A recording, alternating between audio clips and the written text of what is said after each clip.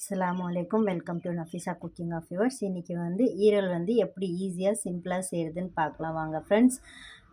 எல்லோருக்கும் Eid Mubarak. L தகப்பல்லாஹு மின்னா மின்கும். எல்லோரும் நல்லா ஈத் நல்லா கொண்டாடுங்க. வாங்க ஃப்ரெண்ட்ஸ், எப்படி செய்கிறதுன்னு பார்க்கலாம். அதுக்கு நான் முதல்ல வெங்காயம் 1, அதுக்கப்புறமா 4 தக்காளி, அதுக்கப்புறமா கொத்தமல்லி, பச்சை மிளகாய் 5 எடுத்திருக்கேன். இது காரத்துக்கு நல்லாயிருக்கும். அதுவும் இல்லாமல் இதோட கவுச்சி இது நல்லா இது பண்ணும். அதனால நான் பச்சை மிளகாய் அதிகமாக ஊற்றிருக்கேன். காரம் நான் மிளகாய் மட்டும்தான் போடுறேன். அதுக்காக பச்சை மிளகாயும் மிளகாயும் 2 தான் போடுறேன். அதனால நான் 5 எடுத்திருக்கேன். உங்களுக்கு காரத்துக்கு ஏற்ற மாதிரியும் எடுத்துக்கோங்க ஃப்ரெண்ட்ஸ். முதல்ல வெங்காயம், கொத்தமல்லி, பச்சை மிளகாய் இது 3யும் ஃபஸ்ட்டு அரைச்சிக்கலாம். அதுக்கப்புறமா தக்காளியை போட்டுக்கலாம். பாருங்கள் ஃப்ரெண்ட்ஸ், நான் 2யும் தனித்தனியாக அரைச்சி வச்சுருக்கேன். முதல்ல ஒரு குக்கரை வச்சுட்டு அதுக்கப்புறமா எண்ணெயை போட்டுக்கலாம்.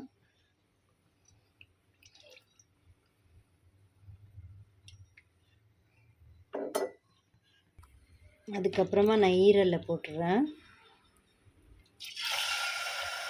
எண்ணெய் ரொம்ப சூடு பண்ண வேணாம் ஃப்ரெண்ட்ஸ். ஏன்னாக்கா இது மேலே எல்லாம் தெரிக்கும். அதனால் அதிகமாக இது பண்ணாதீங்க, எண்ணெய் சூடு வைக்காதீங்க, அதுக்குள்ளேயே போட்டுருங்க சீக்கிரமாகவே.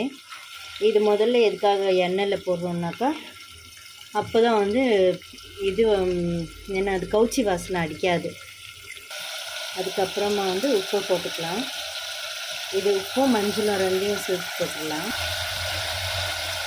மஞ்சள் ஒரு 1/2 டீஸ்பூன் போட்டுக்கலாம். போட்டு இதோட எல்லா தண்ணியும் நல்லா உறிஞ்சிடணும். அது வரைக்கும் கொஞ்சம் ஃப்ரை பண்ணிக்கலாம் இதுலேயே. அப்புறமா இஞ்சி பூண்டு விழுது நான் சேர்த்துக்கிறேன். ஒரு 2 ஸ்பூன் சேர்த்துக்கிறேன்.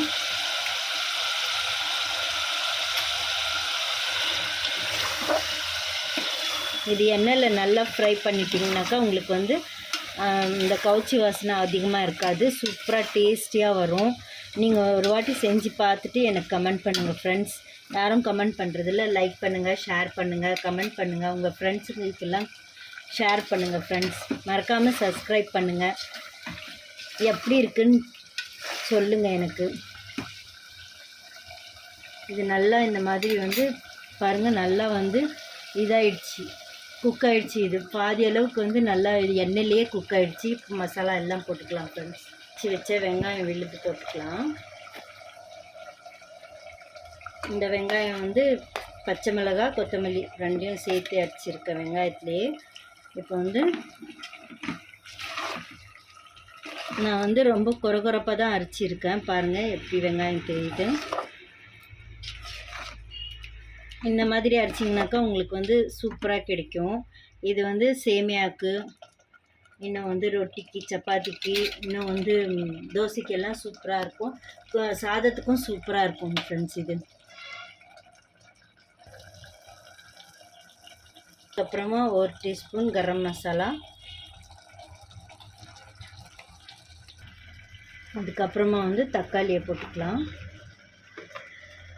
தக்காளியும் நான் ஃபைன் பேஸ்ட்டாக அரைக்கல, கொஞ்சம் கொரகொரப்பாக தான் அரைச்சிருக்கேன். உங்களுக்கு பார்த்தாலே தெரியும். எல்லோரும் ஈத் எப்படி கொண்டாடிங்கன்னு எனக்கும் கமெண்ட் பண்ணி சொல்லுங்கள் ஃப்ரெண்ட்ஸ்.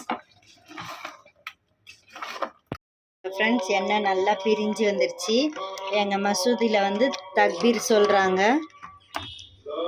உங்களுக்கும் எல்லாருக்கும் மறுபடியும் ஈத் முபாரக் ஃப்ரெண்ட்ஸ். இப்போ 1/2 டம்ளர் தண்ணி ஊற்றிக்கலாம்.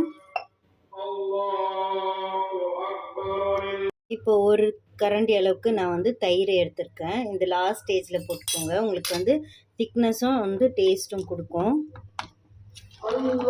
அவ்வளோதான் ஃப்ரெண்ட்ஸ், க்ளோஸ் பண்ணிக்கலாம். ஓப்பன் பண்ணி பார்த்துக்கலாம். பாருங்கள், சூப்பராக எண்ணெய் பிரிஞ்சு சூப்பராக வந்திருக்கு. நல்லா வெந்துருச்சும் கூட. சூப்பரான குழம்பு ரெடி ஆயிடுச்சு. உங்களுக்கு இன்னும் கொஞ்சம் கெட்டியாக வேணும்னாக்கா ஓப்பன்லேயே வச்சு நீங்கள் கேஸ் ஆன் பண்ணிக்கோங்க. அது கொஞ்சம் நேரத்துலேயே அது திக்காயிடும். இப்போ நானும் அதான் பண்ண போகிறேன். சூப்பரான டேஸ்டியான ஹெல்த்தியான குழம்பு ரெடி ஆயிடுச்சு. பாருங்கள் ஃப்ரெண்ட்ஸ், 10 மினிட்ஸில் திக்காயிடுச்சு. அவ்வளோதான். இது ஆயிடுச்சு ஃப்ரெண்ட்ஸ். இப்போ இறக்கிக்கலாம். கொஞ்சோண்டு கொத்தமல்லி போட்டு இறக்கிக்கலாம். பாருங்கள் ஃப்ரெண்ட்ஸ், சூப்பராக டேஸ்டியாக ஈஸியாக ஈரல் குழம்பு ரெடி ஆயிடுச்சு. வாங்க ஃப்ரெண்ட்ஸ் சாப்பிட்லாம். அல்லாஹ் ஹாஃபிஸ்.